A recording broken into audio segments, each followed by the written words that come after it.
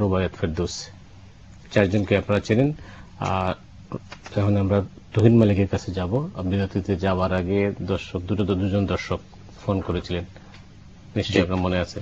একজন টিআইবির ব্যাপারে বলেছিলেন, এটা এর আগে করেছিলেন। জি। আর ডক্টর মিজানুর রহমান সাহেবের সঙ্গে কথা সম্পর্কে আমি তো এর আগে বলেছি। সৌদি আরবের কি সৌদি আরব একদিন বলছিলেন যে ওবায়দুল কাদের সাহেব বলছেন যে চতুর্থ দফা নির্বাচনে সংঘাত হবে না। জি। তার মানে কি আগে হয়েছে কিনা? উনি তো উত্তরটা উনি দিয়েছেন, যে সরকার তো ওভাবেই তৈরি করেছে, যত ধাপ যাচ্ছে তত ধাপ তাদের ভোট কারচুপি, ভোট ডাকাতির মাত্রা সেরকম বাড়ছে। এবং শুধু ওনারা ওখান থেকে বসে বলছে কিংবা আমরা বলছি শুধু তাই না, দেশের যে প্রতিষ্ঠানগুলো রয়েছে, টিআইবি সুজনের ব্যাপারে বলা হচ্ছে, তারা একটা সমীক্ষা করেছে অত্যন্ত আপনার এটা একাডেমিক ভাবে তারা এই বিষয়টাকে বিশ্লেষণ করেছে যে দেশে এখন কোনো বিরোধী দল নেই। এই কারণে এটা তো সাধারণ খালি চোখে দেখা যায় যে গণতান্ত্রিক রাজনীতিতে এবং সংসদীয় গণতন্ত্রে বিরোধীদের একটা বড় কম্পোনেন্ট। এবং সরকার যেটা করেছে, বিরোধী দলের এই কম্পোনেন্টটাকে রাষ্ট্রবিজ্ঞান থেকে মুছে ফেলেছে, যে বিরোধী দলের এই কম্পোনেন্ট থাকতে নাই। এখানে এরশাদের অর্ধাঙ্গিনীকে আপনি সরকারের অর্ধাঙ্গিনী বানিয়ে ফেললেন।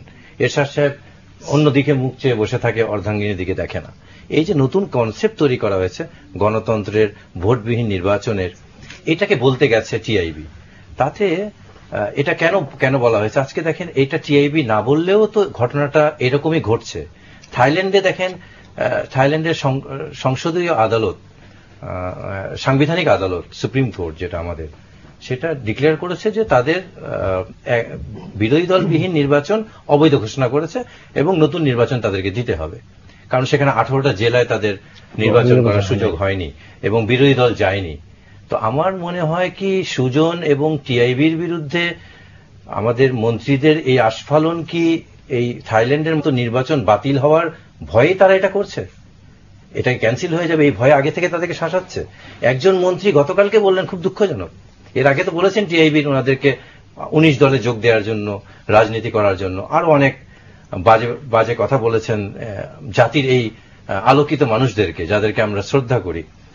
না, কিন্তু টিআইবি বলেন আর সুজন বলেন, তারা কিন্তু বিএনপির জমানায়ও কিন্তু একই, তাদের কাজই তো এটা। তাদের সংগঠনে দেখেন, তারা যে কাজটা করছে এটা সরকারি অনুমতি নিয়েই করছে, এবং তাদের যে ফ্রেমওয়ার্ক রয়েছে, গাইডলাইন রয়েছে, সরকারই এটা নির্ধারণ করে দিচ্ছে। তাদের বাজেটটা সরকার থেকে তারা অ্যাপ্রুভাল নিয়ে দিচ্ছে। যেখানে যেখানে কাজ করছে, অর্থ যোগান দিচ্ছে, অর্থ আনছে, খরচ করছে, সবই কিন্তু সরকারের পারমিশন লাগে। কিন্তু একজন মন্ত্রী কালকে বললেন যে টিআইবির অর্থের উৎসকে অনুসন্ধান করতেই হবে।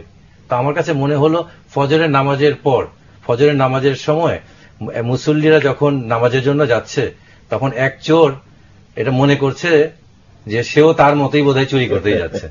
তো এটাই স্বাভাবিক, যে চোর সে মনে করবে যে এই নামাজি হয়তো চুরি করতেই যাচ্ছে। তো এই যে আমরা জাতীয় প্রতিষ্ঠানগুলাকে, যেটা রুবায়াত ফেরদৌস বলেছেন, ইনস্টিটিউশনগুলোকে ধ্বংস করছি।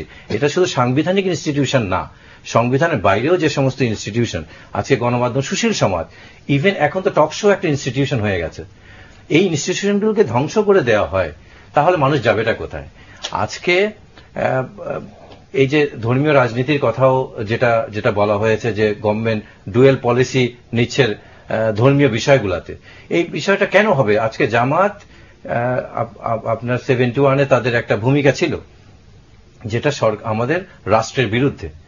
এটাকে আপনি ডিফেন্ড করবেন, জামাত করছে ধর্ম দিয়ে, আপনিও কি ধর্ম দিয়ে করবেন?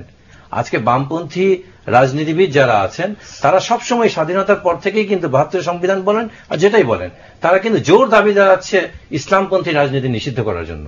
অথচ বাংলাদেশে, জামাত বাদ দিয়ে বলছি আমি, ইসলামপন্থী মানে জামাত না, বাংলাদেশে বড় বড় ইসলামী দলগুলা আজ পর্যন্ত কেউ দাবি তোলেনি যে বামপন্থী রাজনীতি নিষিদ্ধ করতে হবে।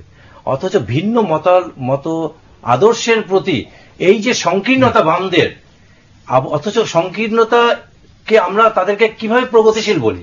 তাদেরকে আমরা প্রগতিশীল বলছি, অথচ তারা ভিন্ন আদর্শের প্রতি একেবারেই সংকীর্ণ। না, যাই হোক, রুবায়াত ফেরদৌস, মানুষ যাবে কোথায়? জি, আমি যেটা মনে করি যে পৃথিবীর প্রত্যেকটা সরকারের একটা জায়গা হচ্ছে যে যতটুকু ক্ষমতা মানুষকে দেয়া